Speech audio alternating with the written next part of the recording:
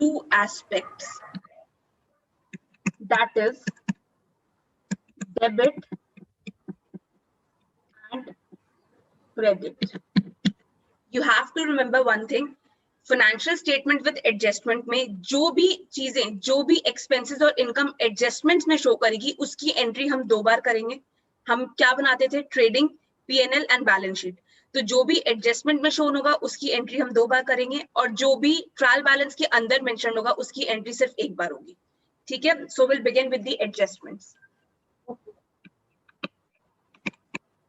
Adjustment 1. First is closing capital. So closing capital is considered its realizable value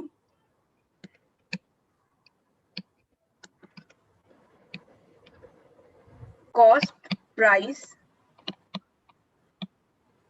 whichever is less.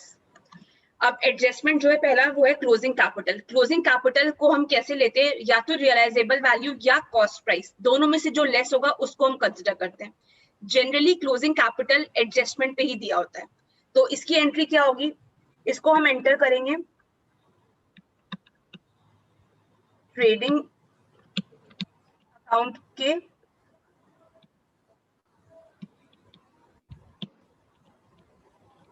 Debit side में and asset side of balance sheet. Is it clear? Closing capital, realizable value or cost price whichever is less. Trading account के debit side में, asset side of balance sheet में.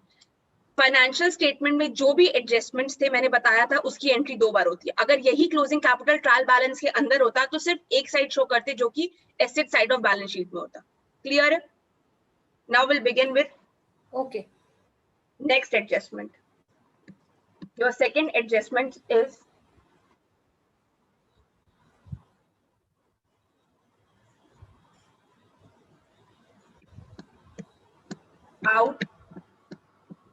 outstanding expenses. Outstanding expenses हमने पहले ही पढ़ रखा है, फिर एक बार बता रही हूँ.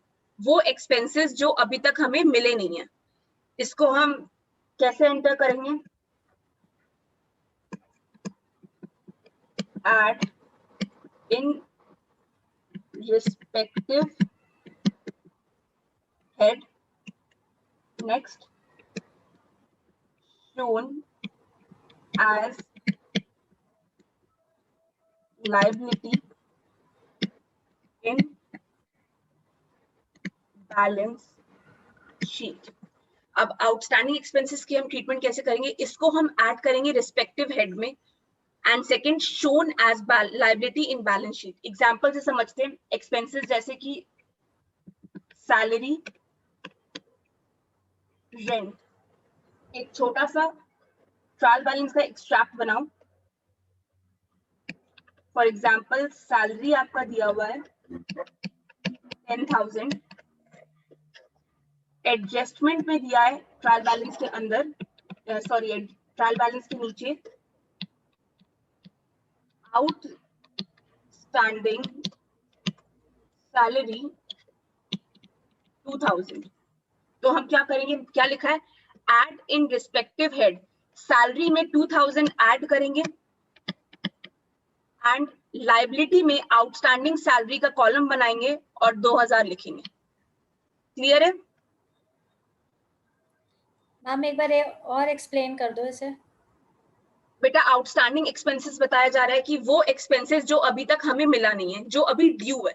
तो इसकी ट्रीटमेंट हम करते हैं, एक हम ऐड करते हैं रिस्पेक्टिव हेड में. मींस जैसे फॉर एग्जांपल मैंने लिखा सैलरी, रेंट और भी जो एक्सपेंसेस होंगे, तो अभी सैलरी का एग्जांपल लेकर हम चल रहे हैं. तो सैलरी में एडजस्टमेंट में दिया आउटस्टैंडिंग सैलरी 2,000. दैट मीन्स हमको उसको एक्सपेंस में ऐड करना है और आउटस्टैंडिंग सैलरी जो 2,000 है उसको बैलेंस शीट के लायबिलिटी साइड में शो करना है. Is it clear now? Yes. Now next adjustment is your prepaid prepaid expense. Now, what is prepaid expense? Do you remember? ऐसा expense जो हमें advance में मिल चुका है. Prepaid expense is the expense which is. If you wish to learn more about it, you may visit www.edbhumi.com, or you may also call or WhatsApp us at 800-399-2605. All the details regarding the course and the contact and the website are mentioned in the description box below. Hope this demonstration helps you to learn about the accounting fundamentals, about the financial statements adjustments.